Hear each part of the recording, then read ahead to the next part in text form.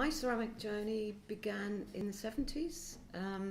I went to Camberwell School of Art, which at that time was very much steeped in the Bernard Leach tradition, or the studio making tradition. There were amazing lecturers there at that point. So from Gillian Lowndes, Janice Chelenko, Colin Pearson, Glenys Barton, actually, and Glenys Barton was my personal tutor. She was also a local girl, a very sort of inspiring tutor. We also were taught by Tony Sims. So my interest in industrial making kind of went against the grain. We had a discussion earlier about craft design and industry and studio pottery. So I was a little bit kind of unusual, I guess, at Camberwell at that time in the 70s. But I did have an interest in industrial making and processes.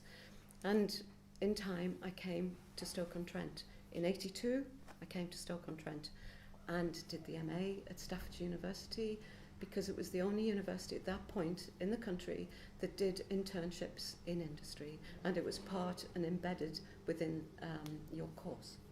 And I was fortunate enough to end up at Midwinter's. I was placed at Midwinter's in the 80s when the industry was at its height. Midwinter's was also within the Wedgwood group. It was known for its pioneering techniques and processes. It was innovative. It was way ahead of its time. And I worked with Eve Midwinter, who, for me, I knew as soon as I arrived there, I had found a kindred spirit. And we would remain friends until she died, sadly, which was last year. And it was kind of a catalyst, and Deb and I have had conversations about my experience in industry. I still work. I am a teacher at Staffordshire University, a lecturer, and I still design in the ceramic, with the ceramic industry. I could never choose between the two because I enjoy both. Equally, both excite me still. And I'm nearly 64 years old, so I've had a lot of experience in the industry. Lots of people know me. I've had lots of students of mine go into the industry and are still working in the industry. And I, like Neil, am passionate about techniques and processes. During the time I was at Midwinter's, and Philip will know this because he was also in the factory the same time as me, how unique it was within the Wedgwood group. We didn't work on paper, as most designers did at that time. We worked directly onto biscuitware, because Midwinter's, or Middies as it was called, did a lot of reactive colours at the time. And the only way you could see how reactive glazes or reactive colours worked were to actually physically cover them with, do your design, cover them with the glaze, and they would come through the glaze. So this studio environment that Eve created was like an atelier environment, and it was a dream for a designer like me and someone that was interested in learning about painting techniques. And within the factory at that period, there were women, hand paintresses that worked for Susie Cooper, Clarice Cliff, who I know all of you probably have heard of, and they actually taught me how to do wash banding, how to use different cut liners, different brushes for different brush strokes, and that really started my excitement, really, with design and using pattern. Obviously, the demise of the pattern is on the up now, but sadly, the decline of pattern and the use of pattern in the industry happened around late 90s, I guess, when the Scandi influences came in. So I think there is a revival more now for pattern and print and hand, less hand-applied techniques. That, other technologies have overtaken hand decorating because of the cost involved. Can you tell us about the lovely piece that's sitting in front of you? All right, yes. So whilst, the intention when I came up from London was to learn how to use industrial processes and then go back and sort of manufacture my own work, which I did do, and was very successful at that. So yeah, this was made in the 80s, actually. I can't remember exactly when, but I started doing this kind of work, and this was one of the pieces that I continued to make throughout my designing career as an independent maker. But I juggled with quite a lot. I was lecturing, and I continued lecturing at Loughborough. Now I'm at Staffordshire, but I also had my own business. I let that go a little bit and just focused on designing and working with Royal Stafford, who some of you may know. So Norman Tempest, who also worked at Midwinters, is a managing director of Royal Stafford.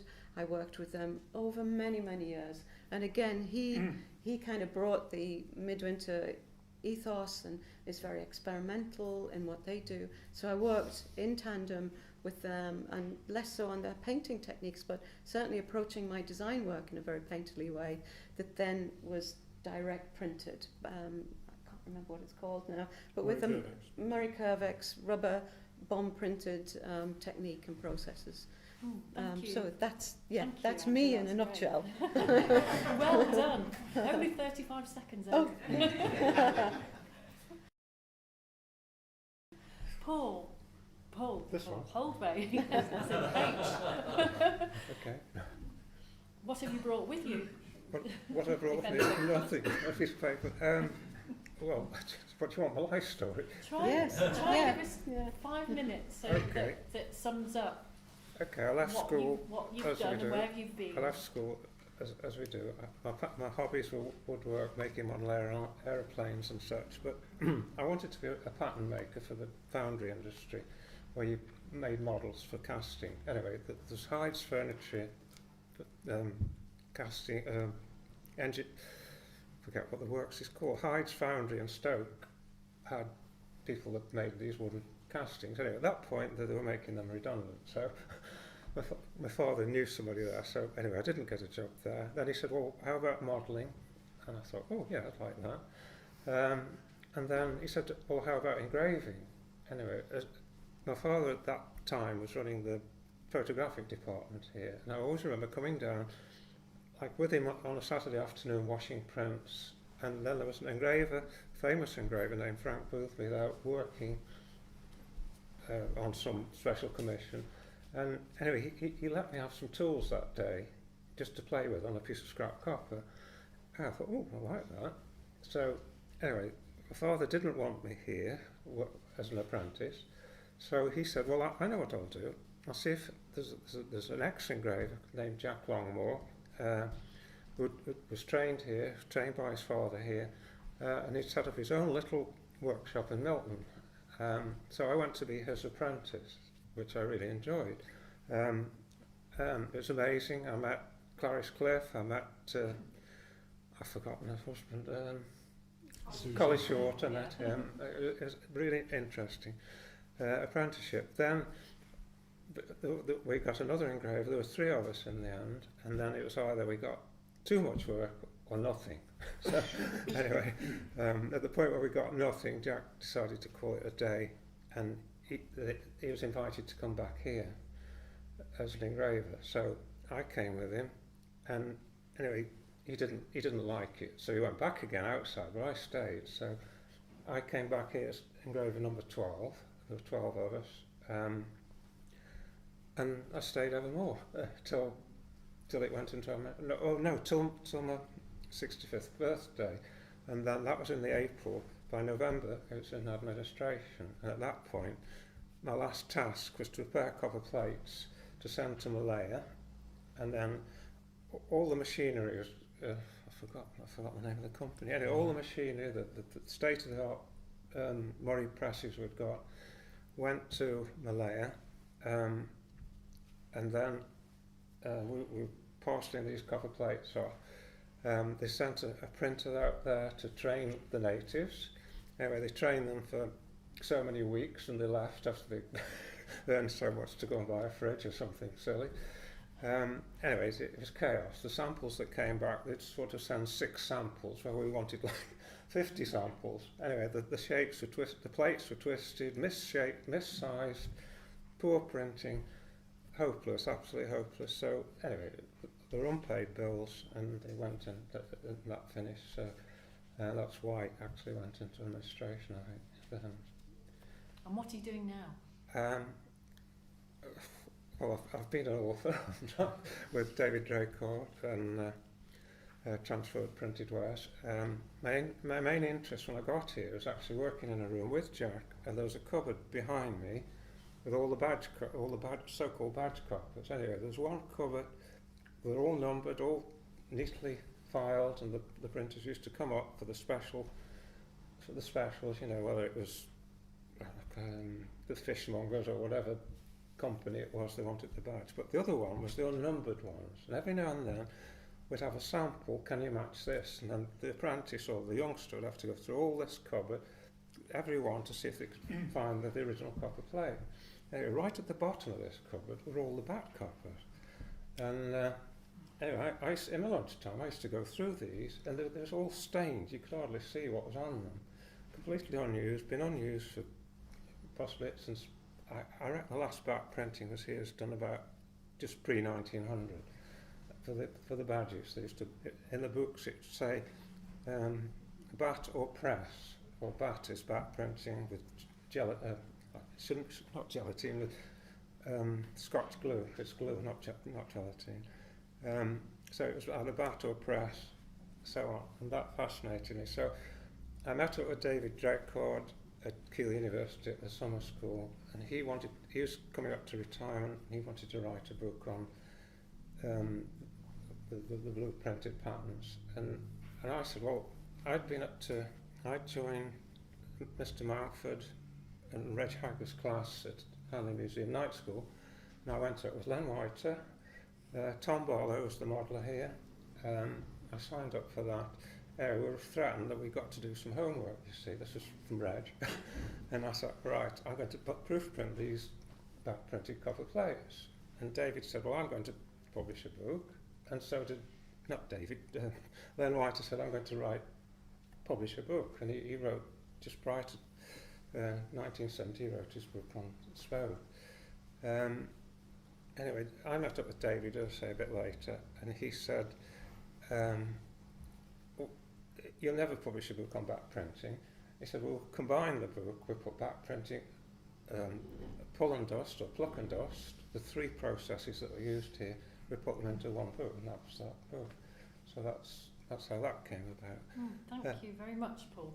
We'll be returning to printing. I haven't finished yet. I'll have some printing questions for you later on, if that's all right. That's all right. Philip, I know that you probably in 5 minutes won't get through the number of places that you've worked. In fact, I can't mention a single person or a factory where you don't say, oh, well, in 1963, June it was, I was blah, blah, blah there. So if you possibly can, give us 5 minutes on how you've got to this place now.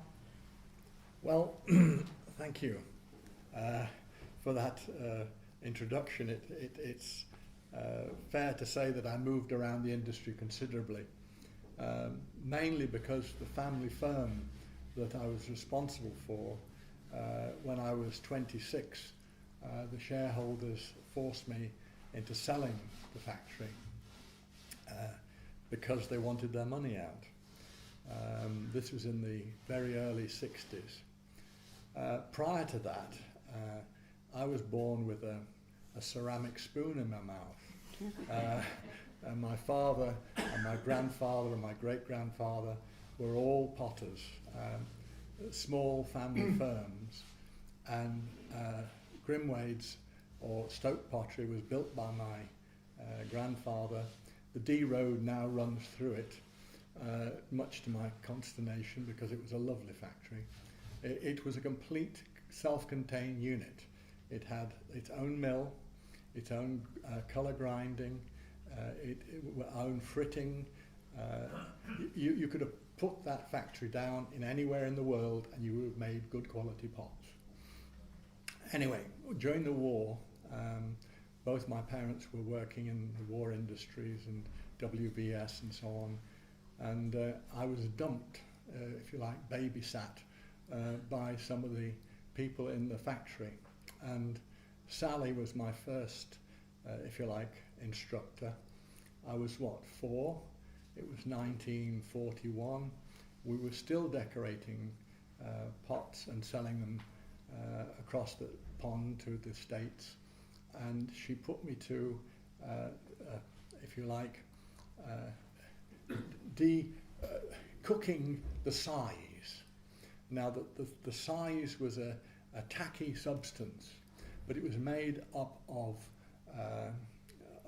oils, Turks, fat oil, balsam.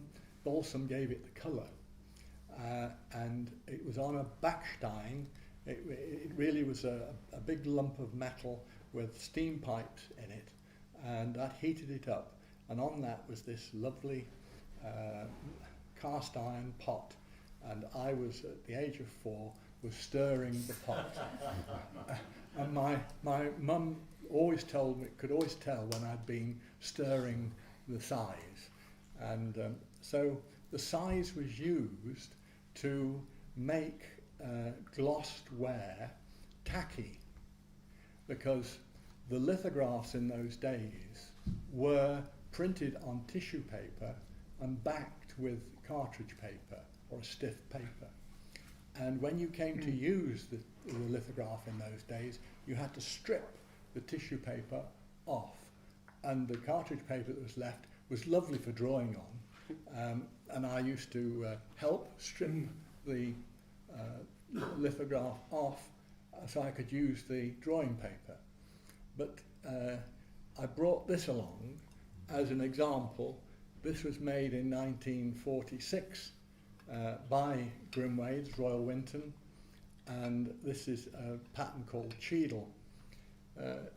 Royal Winton was acknowledged to be probably the best, if not one of the best, chintz makers in the world. And that was my father's philosophy, that he wanted to produce something that would sell, because he instilled in me that you've got to have money to do anything in commercially. There's no use relying on anybody else. So after that, I went through schooling, I went through my military service, came out of the army at 21, nearly 22, and the university wanted to charge my father with for my education, a means test, and so I said, no, I'm 21, you're not going to pay for me. So I went to the local tech, and that was the best thing I could have ever done. They gave me an absolute fundamental training, because I said to my father, I'm not coming on the factory as your son. I've got to earn my place and the respect. He said, all right, but I'm not going to make you bloody work. So the factory was only literally 3 minutes from the tech. So he built me a bedroom and a toilet in the factory, and I started work at 7:30. He gave me a small department to run, and it just happened to be the gloss places, and I'd see them work for nearly 2 hours. At 9 o'clock I'd have my first breakfast, go across to the college, was there for 9:30, did my full time at the college, then come back at lunchtime, half an hour, see them start back at work and sort out any problems. So I had a sandwich course, but did a full-time course as well. And after that, I qualified. I'll boast. I got the silver medal for the pottery certificates and the bronze medal for building materials. So they reckoned I was quite brainy from that point of view, and I got the Pottery Manufacturers Federation Prize for travel. But unfortunately, my father died 3 months after I was qualified. So I bought a few shares in the company privately, and those are the shares that qualified me to become a director. And when my father died, I became managing director at 24. I had 400 employees. They all knew me, Christian name. I knew them. And this was the foundation. And I was my relations wanted their money out, but I persuaded them to let me run the factory for 2 years. And we made a good 5% profit after tax, but they still wanted their money out. So I was instructed to sell the business. There wasn't a single big enough company to buy us at that time. And we were sold, the goodwill and patents and things were sold to Norfolk Pottery, just up at Howard Place. And I turned my back on the industry, and because I'd been taught how to produce refractories, produce bricks, sanitary ware and everything else at the college, I got myself a job with John Summers, who were the steel makers, and I produced their refractories for their open hearth furnaces, super duty silica, ladle bricks, you name it, chimney bricks. We had 8 brick factories spread out over Cheshire and North Wales. We were nationalised, denationalised and so on, yeah? You're probably about 26 by now, aren't you? Yes, I'm about 26. I think maybe we can come back to that. come back to that. All right. Yeah? I'm sorry to go on a bit, but it's, No, that's all right. it's We've got the when rest you of get the when you afternoon. get past your 80s, you see, you do rattle on, and you have to have someone like to shut you up. Sorry. We will be returning to all Yeah. of you. But to turn now to Alan at the other end of the table. Yes, right. Alan. Well, talking about 80s, I think I'm just rattling. I'm not rattling on. It must be the dry bones. Anyway, yes, my first encounter with ceramics, pottery as it's called in those days, was in my native Yorkshire. Went to Huddersfield School of Art to do the initial art training there. And one of the things we had to do as a craft, and I just happened to find myself working with clay, and I found that I could throw. And so at the end of the 2-year course, the intermediate certificate, the option was to, if I wanted to carry on, I couldn't do any more at Huddersfield, to move down to the potteries, and I trained at the then Stoke-on-Trent College of Art. And in those days, the National Diploma in Design, particularly as it was special level pottery, as it was called in those days, insisted that we all had to learn the crafts of, well, the industrial crafts of ceramics, which meant learning to become very proficient modellers. Neil somewhere, wasn't it? Neil. Modellers, mould makers, printers. We went to the Stoke Printing School to learn to do and to become proficient lithographic printers. And indeed, yes, the first prints were printed on stiff-backed paper and tissue, and we had to learn to apply them as well, and it was very tricky. Yes. It was very tricky, trying to get it all down without a bit flaking off. But while I was there, Johnson Matthys, London-based gold bullion dealers, but I got an interest in using they produce colours as well, ceramic colours and gold lustres. Had developed screen printing, principally for glass to begin with, but they extended it to ceramics and eventually decided to build a factory in Burslem. And in order to promote the process of screen printing, which they developed for printing ceramic transfers, they promoted a competition, Johnson Matthey screen printing competition, and I managed to win that twice.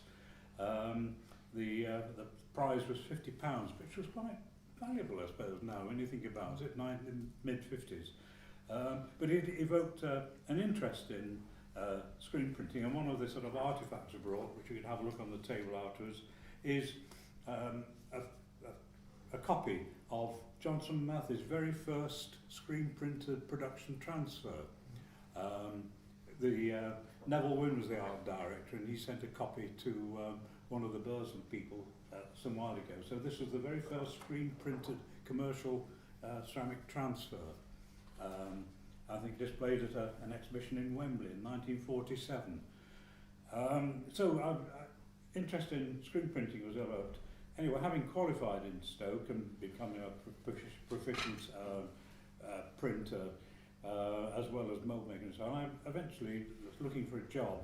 And I was persuaded to take a job at Empire Porcelain Company, which is where the Empire filling station is, just up the road on the other side of the railway bridge. In fact, directly above one of Grimwade's factories. We were neighbours, which is partly how I got to know Philip way back. And one of the attractions of Empire Porcelain was the fact that it was they specialised up to that point in probably not a dissimilar range, but they specialised in crimson and green banded ware with rubber gold stamping all over it. Not particularly high quality really, but that was their forte. They decided they wanted to sort of get with the 1960s, and they employed a consultant designer, Tom Arnold, who some may have heard of. Very involved in a number of places in the potteries. But he, the other attraction, so one of the things he did was to design a new range of contemporary tableware which needed contemporary patterns. And the second, so he brought me into the team. I was the staff designer there, and the second thing was that the factory had actually set up a small screen printing section, and the aim at the time was to produce badges for pub ashtrays and water jugs for the drinks industry, that sort of thing, commercial ashtrays and jugs. And they used screen print because it was very flexible, it was simple, and it was very cheap to set up compared to litho. So I went there and I saw the potential of this, and and the other thing was that in the industry at the time, I knew someone who joined Wedgwood's, the Barlaston outfit, as a designer, and in 3 years she didn't get a single pattern produced, whereas I went to Empire Porcelain, and within 3 months this was accepted, taken on by the management, it was printed, it was put on display, and it actually it was actually given the design centre approval. It got a little design badge on it. The very first time the firm had a pattern in the design centre. And again, this was produced in-house, and because they wouldn't have risked, in those days, if you wanted an edition of transfers, the minimum number of quite large sheets, I think they were double elephants, large sheets, 2,000 sheets was the minimum order, and so they tended to pack them with all the different motifs and so on.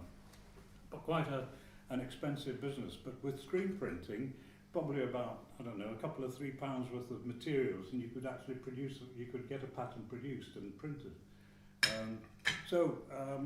Formed a real interest in screen printing. At that time, of course, the beginning of the 60s, the potteries was in full flow then. I think it was pretty well, there were the odd little dips here and there, but it was pretty much all full production, and also beginning to introduce new processes and so on, new machinery. But it was the most exciting time to be in the industry. And of course you've spent many years as a teacher as well. Oh yes, thereafter it was drawn into education, trying to impart what I'd learned to others, and some of our students in Wolverhampton did find their way into the industry eventually. Thank you, Alan, very much. Paul? I was just thinking how incestuous this business is. The times I've come back from New York with Norman Tempest on a few boozy flights. I knew Roy Midwinter very well. Philip I used to work with. Johnson Matthew I used to deal with on decals. It's just a old home week, isn't it really? But there you go. And Paul of course worked here. I started at Spode when I was 15 as an apprentice engraver. My mum got me the job, she worked here. I don't belong to any of these grand families that you hear about as running these factories, and the only real person of historical significance in my family is that he was the last person to be hanged in public and stuff. So that's really anyway. Mum got me the job as an apprentice engraver, which is it sounds very romantic. The first 2 years was sweeping up, fetching coal, and going down to the shop and getting the fags and toast. So you didn't learn a lot. But I do have, much to my surprise, Paul, who rummages through all the engravings, of which we have a vast collection, found my apprentice copper. And Cindy downstairs took a print of it. This is all back to front. And it's a lot better than I thought it was going to be. It was surprisingly good. So anyway,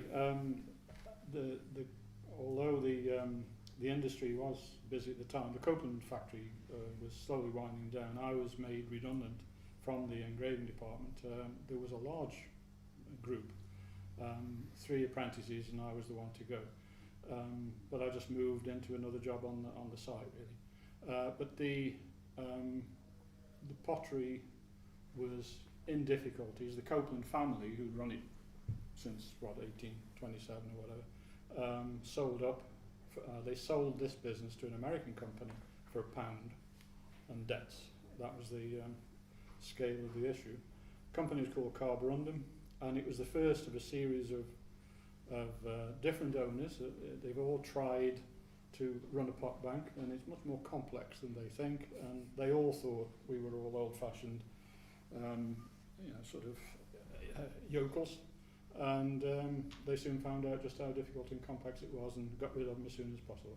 I have worked for, I can't remember how many different companies, with the benefit of never having moved, because they just kept selling them, and when I was finally made, because everybody else had gone out, when I was finally made managing director, I was the 15th managing director in my own time, which just gives you an idea of the changes and the crap that this poor old factory had to put up with.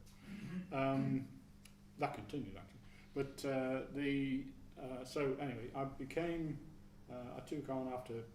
I went into the design department as a junior. Then I was responsible for all product development, all the conversions that's just been talked about from traditional methods into decals. That was my responsibility. But I had been in the design department, and when Paul's father retired in 78, Paul?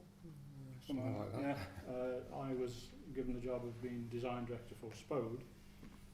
Around about that time, the company merged with Royal Worcester, and shortly after that, I was given the job of design director for Royal Worcester as well. So that was 70 miles up and down the motorway, and I had to sort them out. The first thing I had to do was fire the previous design director, but that was different. So that role continued until the final purchaser in 1988, which was 2 gentlemen who bought it as a private venture, and they wanted to split the company. Royal Worcester had its own managing director and Spode had its own managing director, and I was offered the job in 1988. Just before that, though, one person who bought the company was a man called Sir John Leeworthy, who owned a company called Crystallate that used to make billiard balls. He wanted a part of the group, but he didn't want it all, and was going to put it straight back on the market. Robert Copeland, of blessed memory, went to see him and said, if you're going to sell the company, could you put into your terms of sale that the new owner has to set up a trust to protect the collection? That was all the patterns in the museum, the blue room, the archive, the engravings and so on. And Sir John, who's no longer with us, agreed. And so he wrote it into the sale document. So that meant the next owners had to set up a trust, the museum trust, and that was set up. I was one of the signatories in 1988, and in fact chaired the trust for a long time. So that was a big, basic move that's blessing us still today. But anyway, I had seen a whole series of how not to run the factory, and there's nothing like experience. And so I set to. One of the things I did demand with the people who asked me to do the job was that I had a very good accountant, because the one thing I can't do is add up. But I finished up with ultimately as managing director of Spode and Worcester again, and then a little bit later on I took on the role of executive chair of the American operation as well. So I seem to vaguely remember my wife during this time, but I used to get ticket. I used to get Christmas cards from airlines. I was doing sort of travel around the world.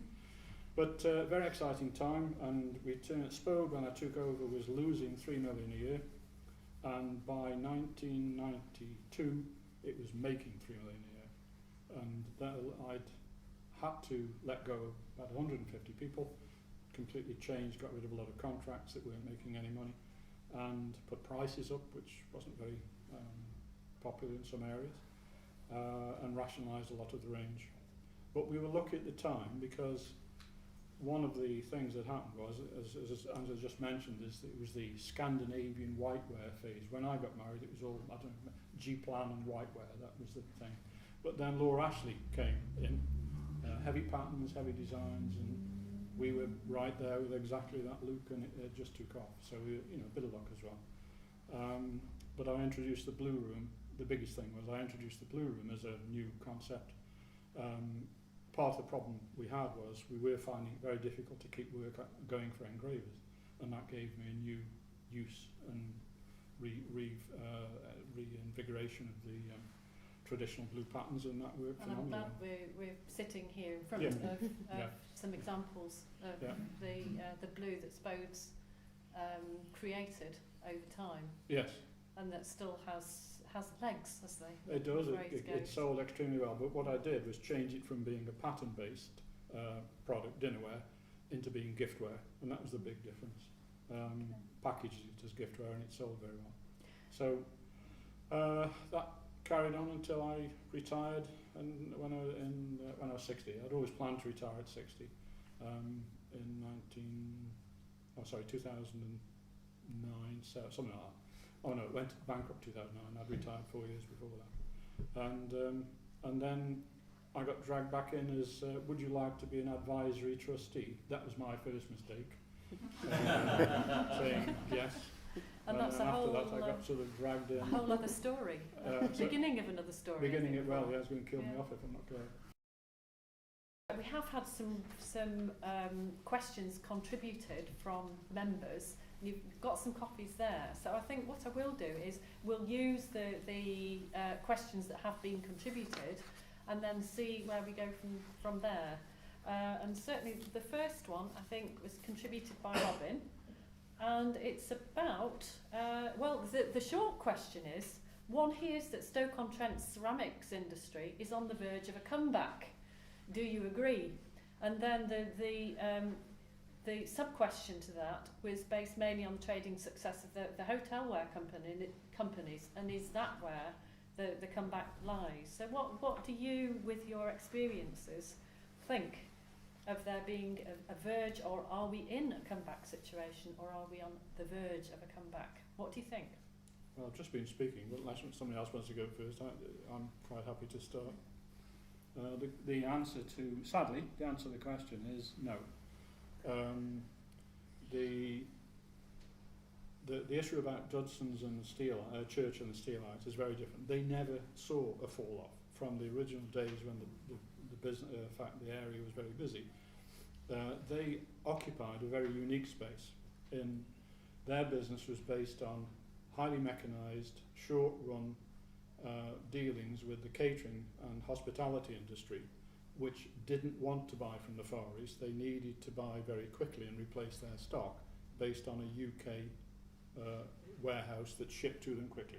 They didn't want to carry a lot of inventory in the hotels and ships and so on, so they needed it to be replaced very fast.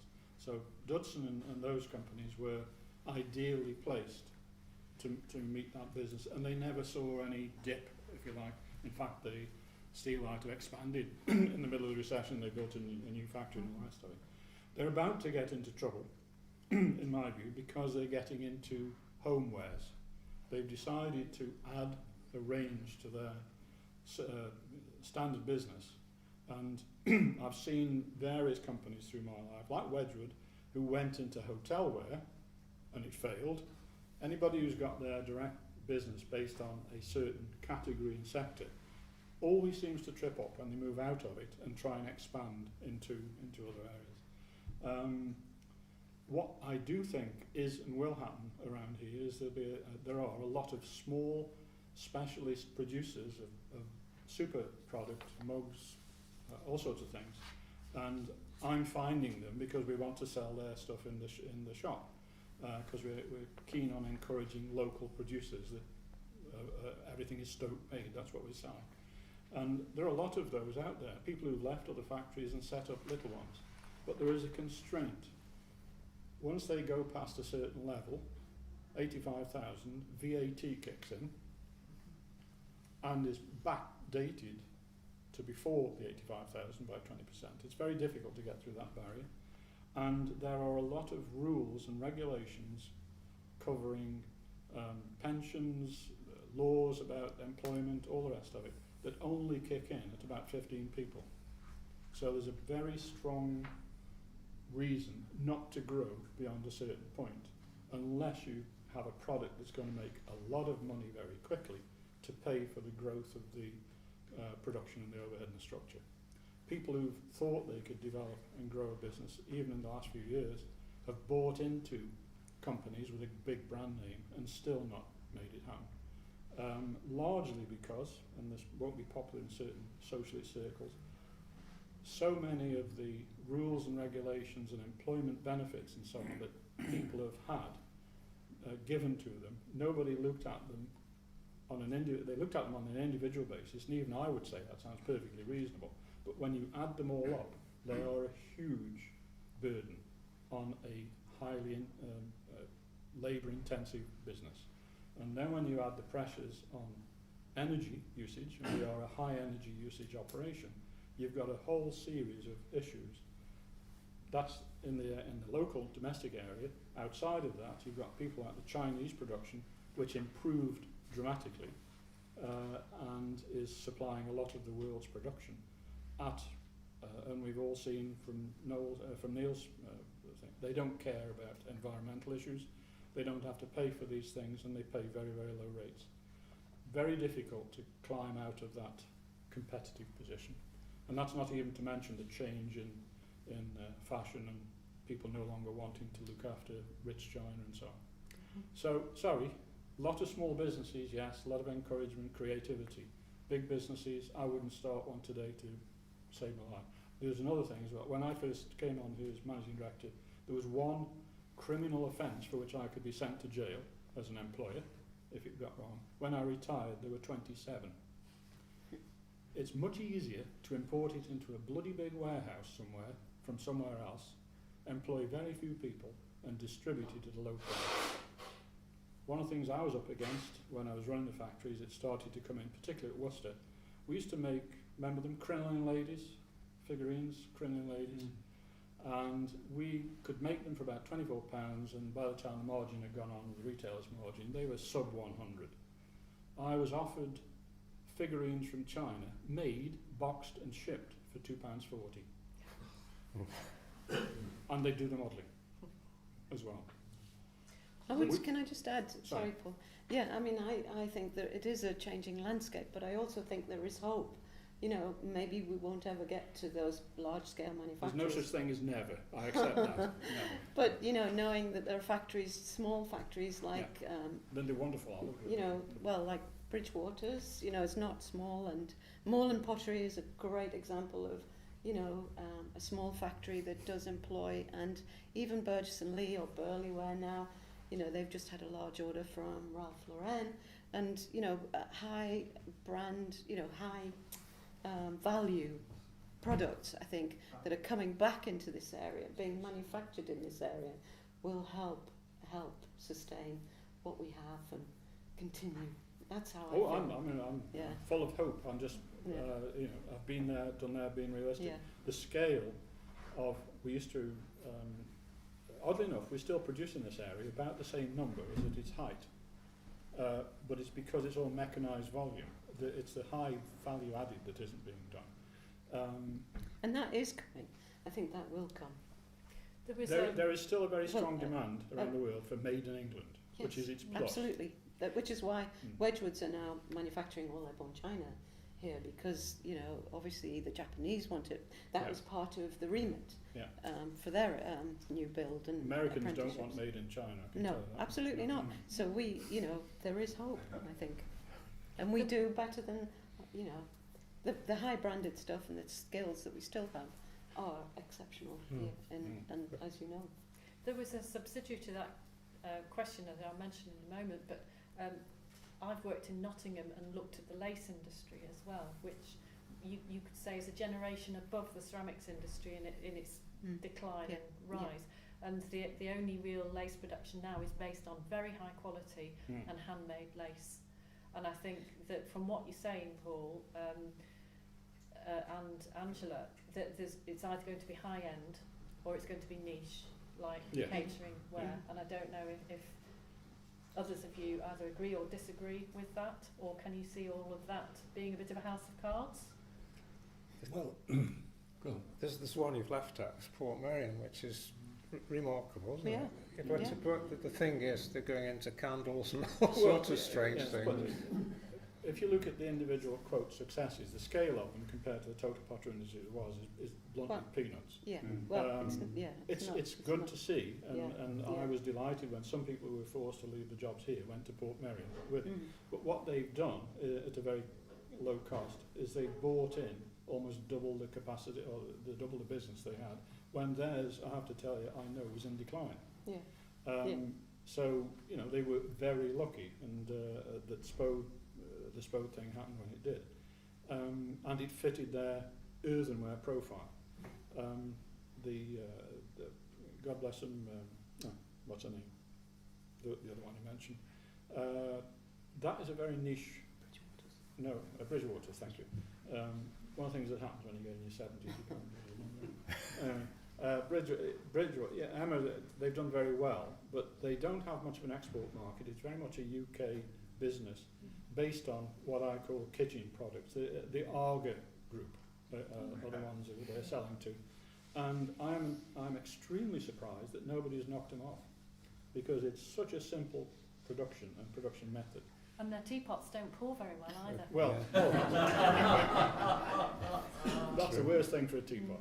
But they are, for me, they are slightly bigger specialist companies, and I think they could expand. But the thing you have to recognise is, as this gentleman know, is the pottery industry itself was merely the assemblers of a lot of support material. Colours, gold, decals, clay, glazes, they'd all been taken out of primary pottery factories and subsumed into the area for a lot of employers. Those have largely gone, and building those up will be necessary to support a larger industry. Sorry, Philip. Yeah, I was going to support Paul in that area. The critical mass of the pottery industry, as we knew it, has gone.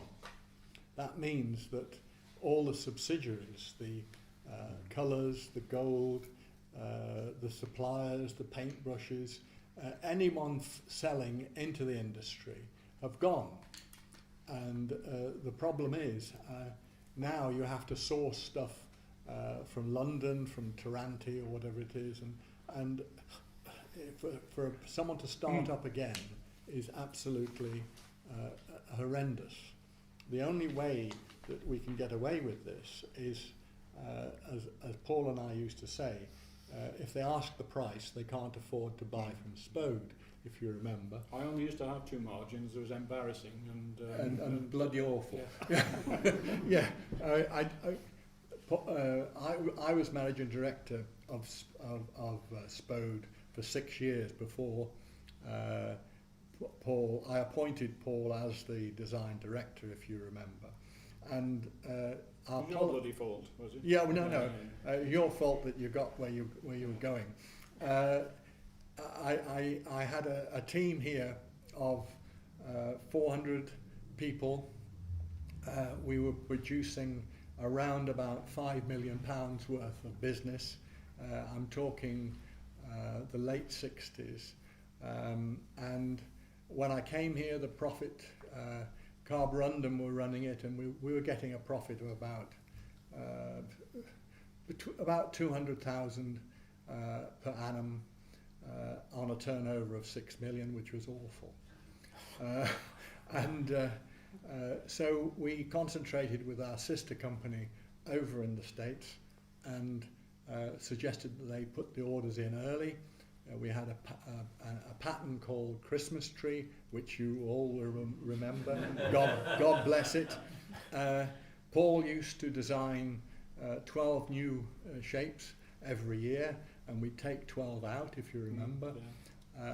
Those 12 shapes represented about 30% of the sales. And we, overnight, we said we will make. We couldn't make enough Christmas tree for our sister company in the States. And the reason we couldn't make it is because they didn't give us the orders early enough. And we said to them, you give us the orders early enough and we'll produce it. They said, well, we can't pay for it. So we said, well, we'll put it on inventory. And that turned 200,000 into 1.3 million quid over 1 year. And that is when we suggested that we hide the money by taking the balance sheet. 500,000 was on the balance sheet for the museum, if you remember. And we said, all right, let's hide that money by taking it away and starting a trust for the museum, the actual pots in the museum. And that saved the pots, if you remember. And that was, you carry that on with and made the thing absolutely safe. First thing one of these guys came onto the factory and said was, what's the value of that in the museum? Yes, and we had it valued by Sotheby's in the 70s. We made it £1. Yeah, well, whatever. So the sleight of hand of the banking industry in 2008 has nothing on the ceramics industry Oh. in an earlier life. Yeah, No. but you see, when I joined the industry, there were 239 separately owned companies producing, and that was in 1948. And now we are down to 16. And of that 16, you've got Burley, Churchill China, Dudson's, Royal Stafford, Walpole Fine Bone China, which I'd not really concentrated on. And they're the only people that are making decent dinnerware foam bone china. Denby Pottery, Moorcroft. Now there's an example of, if you like, a studio pottery developing over into, if you like, mainstream. But again, they have an enormous collectors club which supports them. Steelite, Wade's, and then we've got Poole, Duchess China, Dunoon Ceramics, Emma Bridgewater, Herald Pottery, Portmeirion, Royal Crown Derby, and Wedgwood Royal Dalton. And that is it in as far as the federation is concerned. And when we as Neil said, at the peak of the industry we had 78,000 workers, of which at least 60,000 were CATU members. CATU disappeared in the 90s into Unison, I think it is, Unison. And there's only about 3,000 members. So we've gone from 57,000 down to 3,000. And I can see no hope of being able to train people to the standards that we want with the background and with these small factories. And I think the only way that British ceramics will develop is through the studio potteries, the studio potters. If you look at what's happening, you've got studio potters, they go through the art end, but they then have to, if you like, make a living. And when they realise they've got to make a living, they produce useful ware, they use decorative ware. I brought some pieces here which are unique crystal bits and pieces which we can go through later on. But there's now a market for studio pottery. There are auctions taking place every month, if not every fortnight, throughout the UK, selling studio pottery. And sorry for that. I was just to support that. one of the things that has changed dramatically is the loss of the department store tableware business in America, and the loss of specialist tableware businesses in America. They've just disappeared.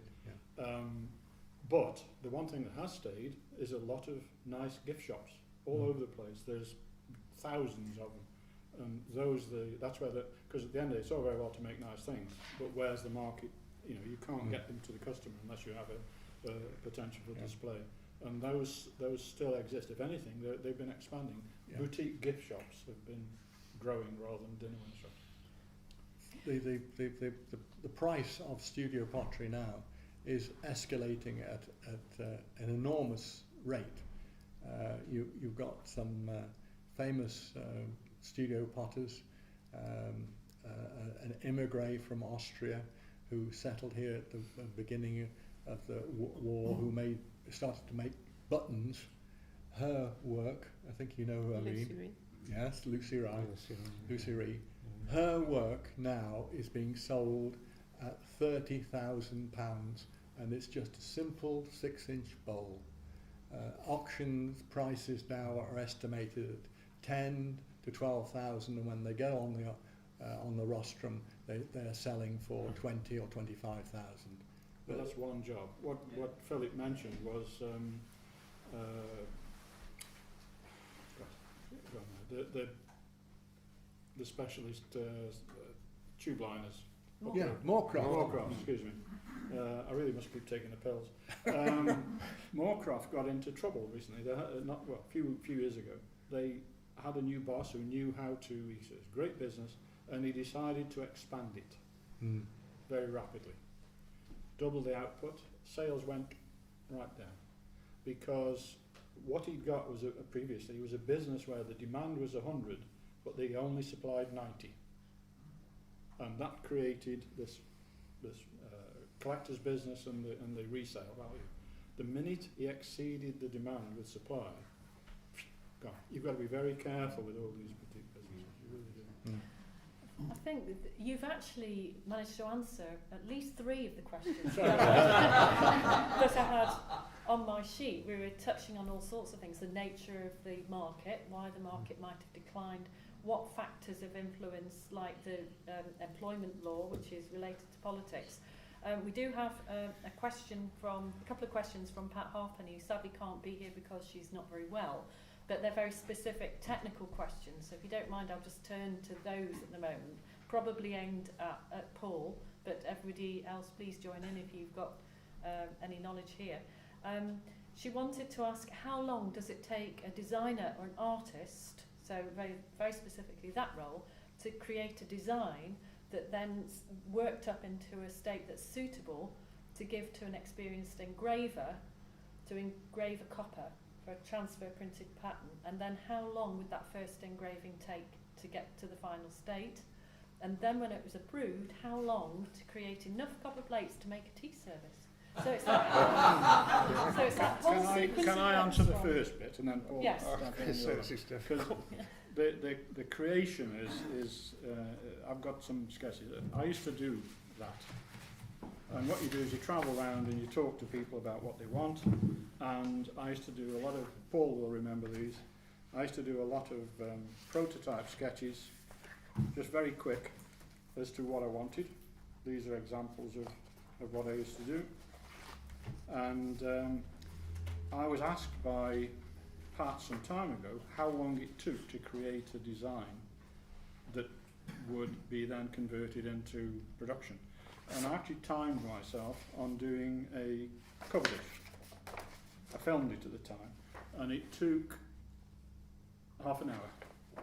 So where she thought it was going to take weeks, that is not a finished piece of artwork that Paul would have converted. What they used to do was take that you've got to remember where this material came from. There were tons of books, prints coming in. People in Stoke never moved, so all the artwork, the scenes of Genoa or something, were all out of books that came in, and they came in square, so they had to make them round, you know. So it's quite that was quite an art. But there would be, I'll print it. This is a sepia watercolour that would have been produced by a designer from a rough idea, I'd say to the design department, this is roughly what I want. Got some great people. They converted that into fine art, but it's in a tonal range, and then that would go to the engravers, who interpreted those tones using dots, lines, and any variation in between. So that was the you'll have a look at that. But that was the way it was done, and the actual initiation phase was very quick. What you have to be sure of is what your market is and what it is you're trying to do. But I used to do the same thing for shapes as well as all sorts of stuff. But that was the way it was done. It is necessary to either do a lot of market research, which tells you nothing, or you have somebody who just drives the business and tells the team what it is you want them to do. And then everybody gets on with it and converts very rough sketches into precise and beautiful work that's 10 times as good as I thought it was ever going to be, which is always nice when you've got a good team. But that was the way it worked here. Other places, they would do prototypes, sketches, send them out around the market and get a feedback, which in my experience was no use at all. But there you go. That's, so once it was approved and going to production, Paul, how well, that's the next thing, because I would say, you know, yeah. So with there's Paul, two issues. Holdway, what was there's two issues. One is, where's the market going to? If you were selling this pattern to Germany, they want everything. So they'd want a complete range, 3 cover dishes, 2 soup tureens, different sizes. If you were selling to America, they wanted a place setting and a dish and a baker, end of. So I loved selling to America, but that was a fact of the market you were selling it to, and that would then affect how long it took to get it to market. Could I take you back to the bad old days of the National Diploma in Design and the final examination of that in the 1950s, and at the end of your 2 or 3 years, it was a Ministry of Education administered qualification, and there was a Ministry of Education examination paper. You had to sit down in an invigilated room with your drawing materials and blank paper, and that was it. And you were given a choice of 3 or 4 questions, and you had to decide which of one of these you felt capable of doing. And for my final job, for the exam itself, I designed an early one. The question was an early morning tea set, which comprises 2 plates, I think 2 cups and saucers, a sugar basin, a cream jug, and a teapot. And we were given 3. Well, we had 1 day to design it, and the designs were then, you could take a tracing of it, make some colour notes, and then the drawing was sent off to the Ministry of Education to be examined. You then had 3 weeks in which to produce this, and I managed in 3 weeks to produce the models, the moulds. I then had to come from Burzum to Stoke to print a 3-colour transfer and rush it back to Stoke and apply it and all that. So that was 3 firings in 3 weeks, and that's a load of work. So it is possible to get quite a lot of work done from design to production very quickly, but it all depends who's there to do it. Returning to the business of engraving and the top end kind of quality of engraving as experienced at Copeland's, at Empire Porcelain Company, they produced also 18-piece tea sets and 21-piece tea services for about 15 shillings in those days. And the way they did it was that they had a Murray Curvix print machine which printed from copperplate engravings. But in place of having all these different fittings, what they did was they had to create something which would print an 8-inch actual plate, but it also had to be capable of being reproduced on smaller plates right down to a saucer.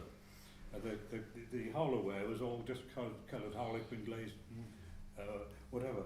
But the design motif had to sort of work on this large scale. That was the one thing that would sell the set, but it had to be able to transpose out. So that's one kind of engraving, a different end engraving. Yeah, that was one of the that was one of the big differences with Spode. Each piece, if it was a set of certain time, had to have different centres to each piece. That's what makes it collectible now. People liked all that variety. This market we used to like because you could design a coach and horses with a pub as a centre, and the next plate had the coach and horses, and the next plate had the coach. Pretty much that. That's what so from one engraving. But of course, that's there's a market for every type of product, and this industry, although they talk about the potteries generically, it was really neatly sliced into different categories, and you knew where your market was. Well, if you think about Old Country Roses, which I think probably everyone recognises, was launched in 1962, and it was really based on a pattern at St Mary's Works, which was called King's Ransom, but it was developed by a salesman and a production man, and they produced 3 sprays. In each spray there were 3 roses, and each rose was a different colour. And that was the basis for the whole of the ranges. So the lithograph, which they bought, was 1 sheet. And they could then cut it up and just use the number of sprays for a 10-inch, or the number of sprays for a 5-inch, or a saucer, or whatever. It was completely universal. And when I was at St Mary's Works and making 250,000 pieces of bone china a week, of which 5,000, it was 17,500 dozen, of which 5,000 dozen were Old Country Roses. And we calculated that in the 70s we'd had made over 100 million pieces of Old Country Rose. And in fact we produced a piece for Sir Richard Bailey to bit of publicity for him, 100 millionth piece of Old Country Rose. And it's still going, but I don't think at the same rate. No. That's a big hole in Cornwall, that is, Phil, isn't it? Yeah, big hole in Cornwall. But it just shows you that when I was at Wedgwood, we would, what used to take 6 weeks of concentrated effort on a modeller to do a sauce boat, an oval sauce boat, with a CAD program, we could do that in 6 hours. And we could boast that if the design people could sketch in the roundhouse at Wedgwood, do us a sketch, we would have a wax image to them the following day so they could sell it to the customer. So it does depend on the technology, and it depends on what you're trying to do. So, in terms of Pat's question, I think the answer is it depends on how long the piece of string is. Judging by how many copper plates, how long would it take to create enough copper plates for a dinner service? That, from your answers, it really depends on who's ordering, who's asking. I think Paul could give a pretty good average for a 10-inch plate, and then you could multiply it up and down from there. Right. I think you've missed a section out really, Paul, but where he showed the blue and white sketch, which we had many of. Yeah. Just to give us an idea, we what you forgot to say, we used to do mock-ups. Oh yeah. And we'd raid either the pattern books or the copper plate room and just do a rough One of the make-up. big advantages I had was we had this enormous reserve of print scenes and so on that Paul's talking about, and borders, and that would be an indication of what I wanted it to look like on a shape. But Paul and they'd go out and find something already existing, which was terrific. Yeah, once it was approved, say we wanted a new board, or whether it was from Williamsburg. I remember that we did one for Williamsburg, but we'd get a section of board that pops off an antique plate, trace it, I would engrave the first section, and then governing what other pieces they want, I'd give that out to different members of the team, because there were 6 of us. So that was one case, and then then they'd pick 6 centres to go in, and then they'd re-engrave those so that it was spread around the department. But the last complete pattern we ever did here, I mean, we had to go out started to reintroduce Indian sports, and I remember I did a couple of those pieces, but they were never actually used. But the last pattern I ever produced here was a pattern, like it or hate it, it's called Winter's Eve, which Port Merion have resurrected. They've nicked it. It's one I designed on a plane in America. Yeah, it was same again. I just did that first section and it was handed round, and then they all had a different centre to do. Yeah. And we did a fair range of it, and I think the late Ken Collins did the Great Big Dish Centre, but that's the end of it. That's how it used to work. Just not to skate over one of the real skills is if you've got different engravers, you can have different weights and so on and detail of the engraving, and it's very important that the set matches when you print it all together, and that was a real skill for the engravers. Thank you very much for that. Can I just add just very quickly, that because we're concentrating on engraving and quite naturally, but I had a lot of experience of fitting lithographically printed transfers to range of ware. And if you say, was it something like 32 pieces in an average dinner ware range, you know, from say 4 or 5 plates and soups and this and the other. Naturally, the firm didn't want to have too many editions of sheets, say for example 2 to do a whole range, or 3 editions. But also they wanted to try and get a right to the balance. You're not going to sell very many cover dishes, or that's right. Compared to the number of plates, and similar with cups and saucers. So it was quite a task for the decorating manager to work out the priorities and the numbers. But eventually, when you had a design approved and it was sent off and print proved and then printed, the printer, say Johnson Matthew, would come back to you with a whole series of little line drawings of the motifs and say, right, now fit this to the ware. And the idea was to try and reduce it to the smallest number of fittings possible by reversing them, by turning them around, and trying to use a bit of... But it was never a totally satisfactory process. The process you're describing at Copeland's of making sure there was a correct fitting for each shape was by far, from the design point of view, the best way of doing things, but compromise had to rule. So that's, in the lithographic industry, not dissimilar, but this was going to be printed by a non-pottery firm, and you had to make these decisions before the whole thing was printed. We did both, and what would be particularly important there was if you did something in raised gold. You don't want any spares on that. But yeah, that is true. The one thing I think is being highlighted, and it has to be highlighted, is how many subtle skills there were all through the business that aren't even mentioned at all. And they are going, the knowledge of them is going at a rate of knots. And they are very strange things, you know. I mean, do you know that we mix, when the china clay comes in, we have to mix it in a certain way because the layers of clay it came from in Cornwall are all different. So you have to average them out and keep some back. So when the new layer comes in, you have to put it in. I mean, just the whole thing is very complex. At the Silly end, we had a chap who worked on a machine that made plates, and he worked there most of his life making these plates. And when he retired, he went off, and the chap who came onto the machine afterwards couldn't get the bloody thing to work. Couldn't make a plate with this machine. So they went to ask him, went back to his house and said, you know, what was it you did? And what it turned out to be is, some time ago he realised that the machine, the stop on it didn't quite work. So he put a metal pencil sharpener in it. And when he retired, he took it with him because it was and it was like, bloody hell. You know, we'd lost weeks of production. I think from the answers to this technical question, we've had everything from extremely sophisticated accounts of how prints can be fitted to a variety of wares, and then we've had stories of pencil sharpeners, and I've seen little tacky oil-filled bits of string leading to machines to lubricate them.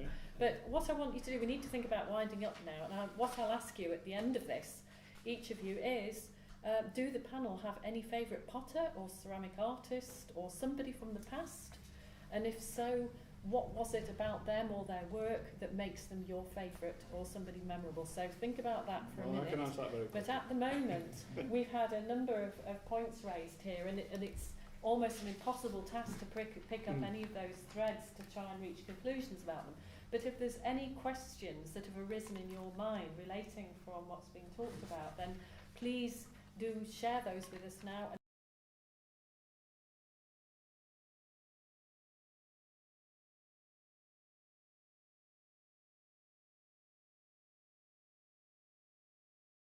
So I'd be quite happy to take any further questions from the floor. And if not, I've got more here. Roger. Perhaps the panel could answer a technical question that's always plagued me. In 1817, Wedgwood... They're not that old, Roger. In 1817, Wedgwoods had been producing blueprinted engraved ware for about 10 years. And in that year, they ordered a new design from a man called Thomas Sparks, an engraver who had then moved from Staffordshire to London. Would I be right in thinking that basically what they did was merely order from him one plate of a new design, which was then worked on by their engraving department when they got it back to Staffordshire? I mean, he would be an artist engraver, he'd have a very limited staff. He couldn't have produced surely a production amount. Well, it would have been about 3 years from one end of the start of production to the other at the end. So they must have used a team. The normal procedure was for the first piece to be produced by the best engraver, who then produced the right textures and tones, and that was followed by everybody else to do, as I said earlier, make sure the whole range was balanced. They still produced a set of trials and then balanced it up. They had to do that. But I don't know, I think a lot of the early engravers did come from London. There was a lot of high quality bookplate engraving and people like that got into it.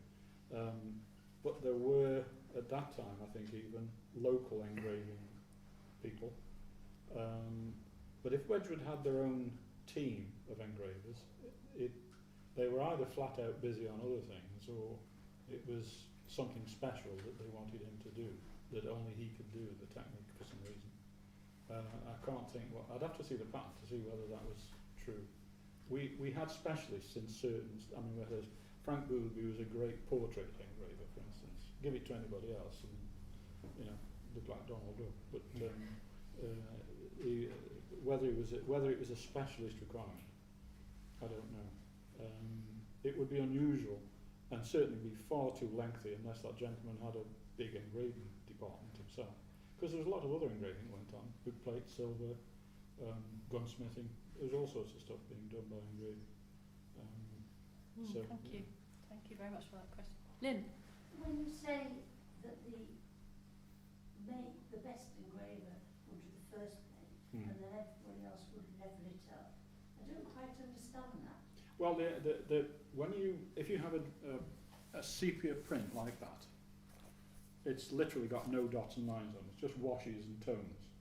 So an engraver would decide what style of engraving he would use to interpret that, and would decide whether it was punched and etched or whatever.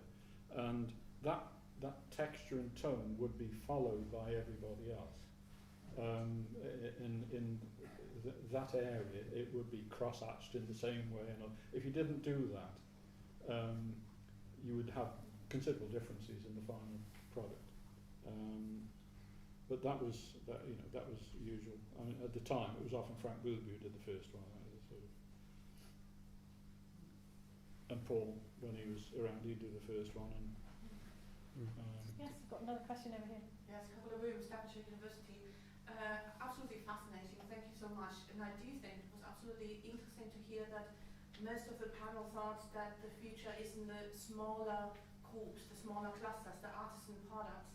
So my question is, if that's the time to come, and I completely agree, and my expertise is not in the ceramics, it's rather in the creative industries in general, but are there specific techniques or practices that you are aware of that cater for that, bringing prices down for much smaller runs, if that is the future? Are there techniques that we know of? Are there specific ways of producing smaller runs of artisan products. Unless you're making completely unique thrown pieces, and to me it's possibly one of the ways forward for the bigger industry. There are people who make whiteware that you can buy. So you can buy white mugs, do your own designs, print them on and all that sort of stuff. So you can do individual creative pieces.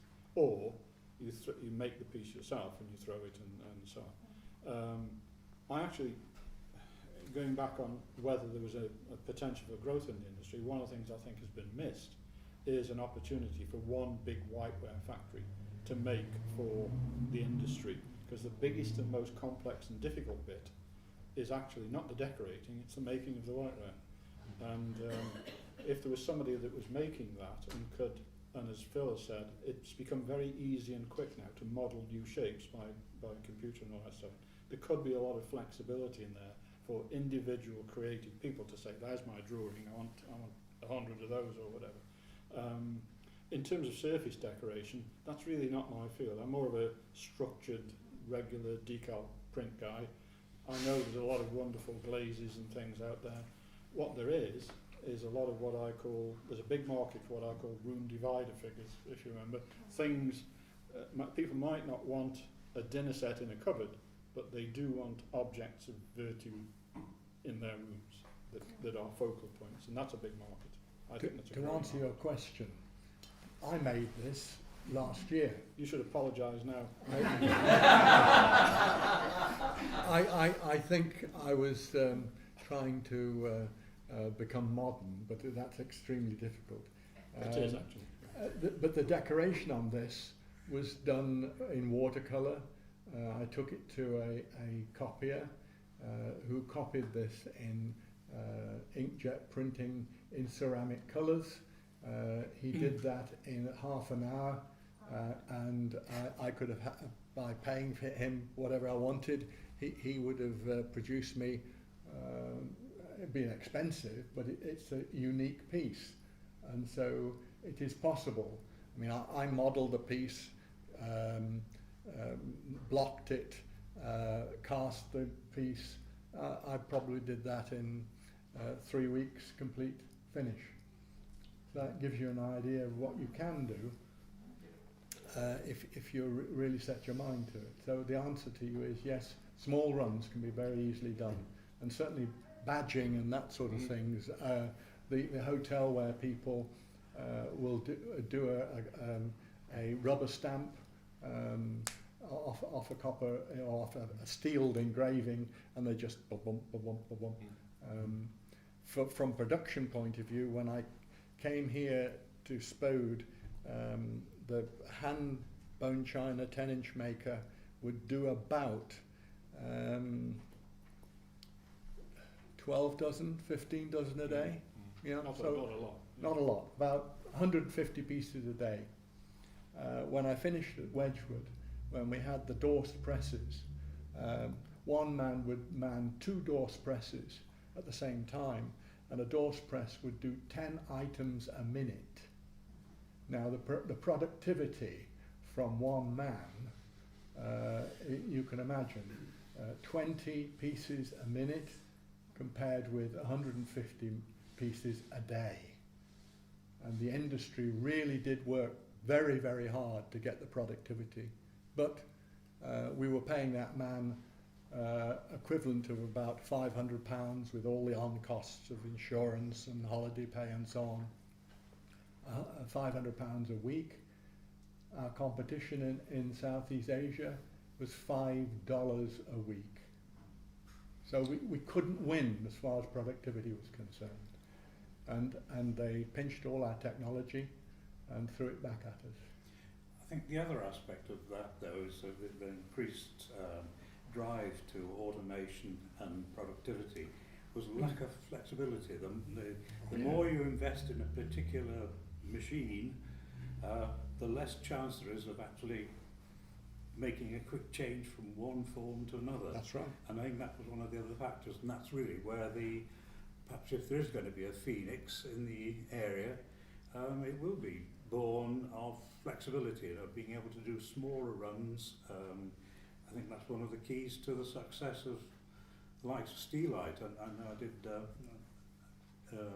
did have some contact with them, and they did explain one of the reasons for their continuing success, which was right then they do automate the making, the shape making process, but when it comes to decorating, if there were 3 tea rooms in a particular tourist spot in one street, each one could have a different tea set or a different set of catering ware, because they used a lot of hand decorating processes, sponging, stippling, lining and what have you, which could almost instantly be changed, and I think that's going to be perhaps the route for us in the future. But it probably would have been on the same whiteware. Yes, it was on the same whiteware, yeah. But that's where This is Paul's idea. Well, both Paul and myself have the same idea, where you have a mass production whiteware, and these whiteware blanks you then stock inside your market, whether it be North America or Europe or UK, and then you have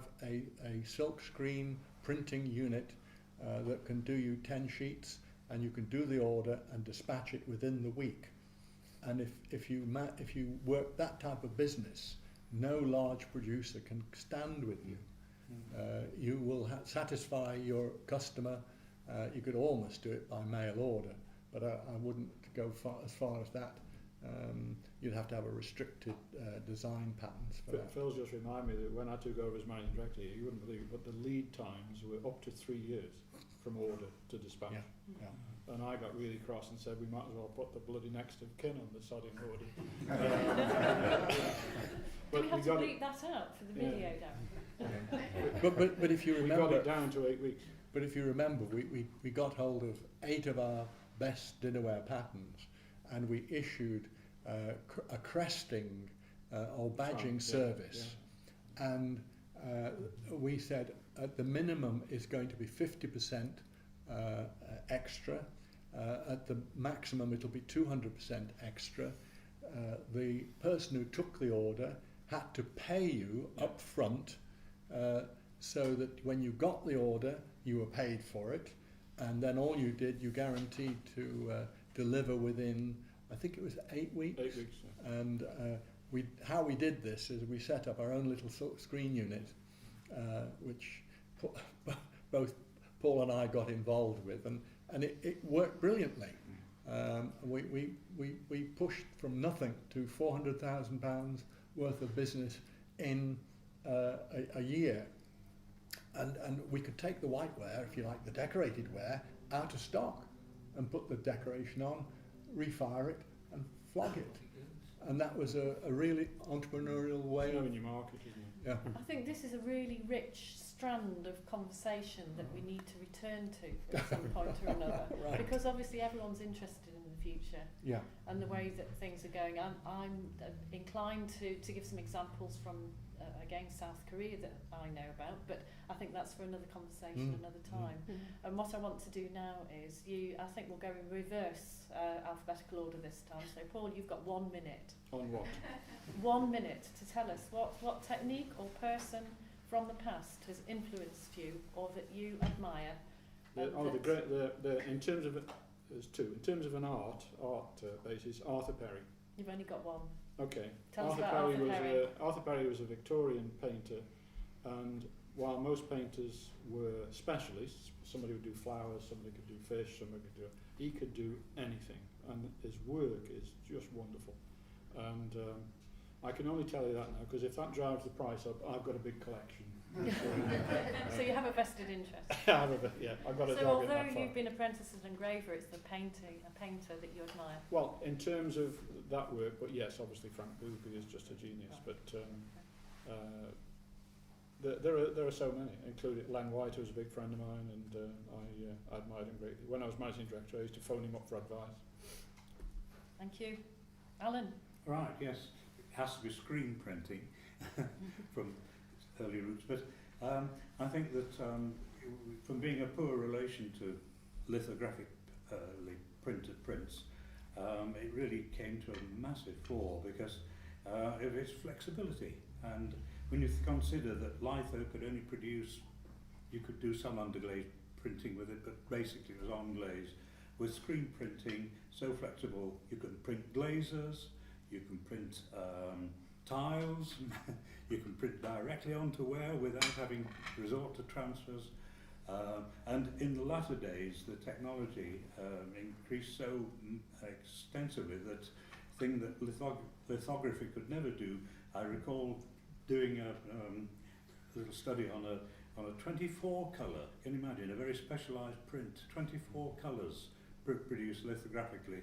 Screen printing managed to introduce 4 colour screen printing. I think this was 5 colours because of the extra.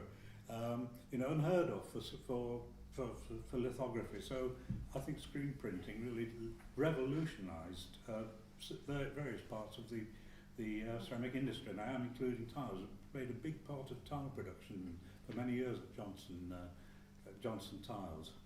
So there we are, screen printing. Thank you very much. We won't take a vote at the end, but this could be a close thing. So, Philip, you're next. I'm next. Oh, sorry, I thought we Yeah, were you're going key. back. We reverse We're alphabetical going order. to reverse. It's not an artist. It's not a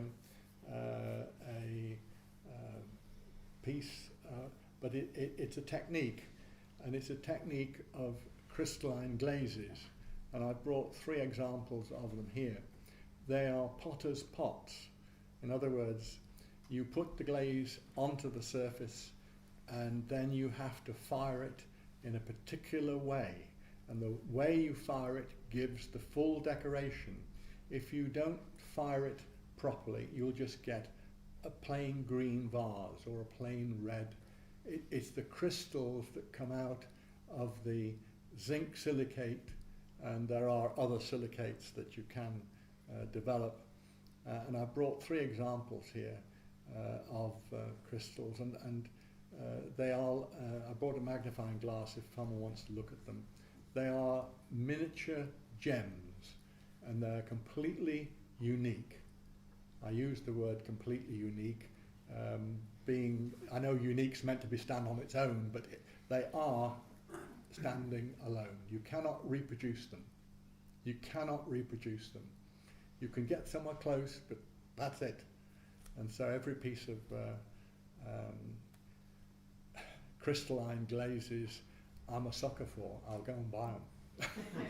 I'm with you there, Philip, and I also think that's a very good response to Carola's question, because I think just in a I was going to say in a simple firing, in a one technique, you can get a range of decorative effects and colours that are just so much greater than so many other techniques. Yes, I mean this one's a beautiful colour. So do come and have a look at these afterwards. This one is a reduced copper, believe it or not.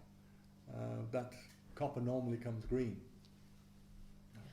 So, Paul. Okay, the word is chinoiserie.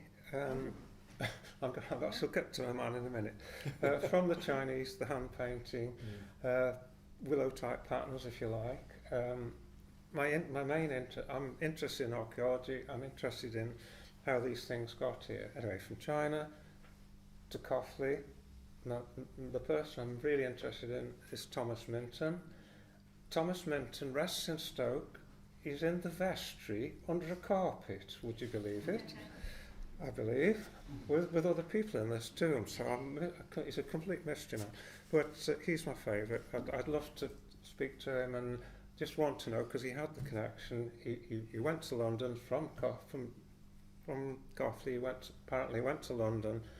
Spode employed him, and the one pattern he mentions is Buffalo pattern, which is one of my favourite patterns, which I collect, and that's the link. Thomas Minton.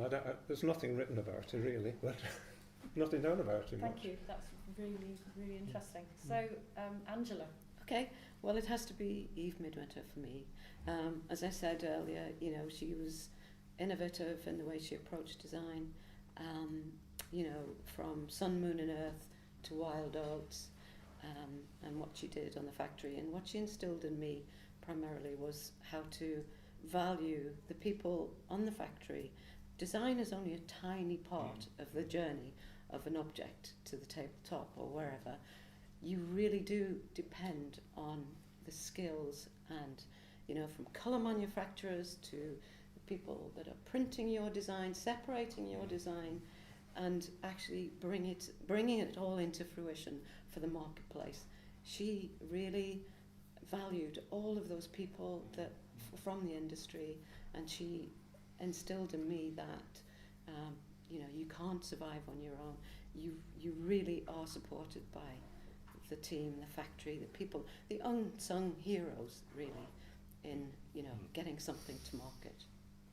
Here, here. I can add to that my father, his words of advice to me, he said, look after people, pots and pounds, and you'll be successful, my son. Followed by never change your glaze and your clay at the same time. We had 3 ball clays, 3 china clays, and we ground our own flint. Absolutely. That was. I think we could carry on all night, and if no one objects, we might well do. I personally feel absolutely honoured to have had a part in this conversation with you people. And I'm hoping that it will be the first of many, not only for me, but perhaps more of us here in this room. And I feel really grateful that we've been able to capture a lot of what you said. And I'm also aware that we've only scratched the surface and that I had to cut you off in your primes or in your 26-year-old self. Yeah. And I know that there's still more to hear. And I think at the moment we've got such expertise and interest in this area, in all aspects of ceramics, and carrying on from one of the conversations this morning, I can see that it doesn't matter what branch or period of ceramics in which you're interested. There's a general feeling that ceramics is an industry that needs to continue, that will continue in whatever form, and that we're all passionately interested in it. And I'm so glad I didn't end up at a museum looking after, you know, a different sort of collection, and that I ended up at the Potteries Museum, aged 22, with a letter from Arnold Mountford saying, welcome to the staff for your period of 4 weeks employment. And then 23 years later, I was still there. But thank you all, and do come and talk to our panel if you've still got the energy to talk about these pieces that they've brought with them, and thank you very much. Thank you.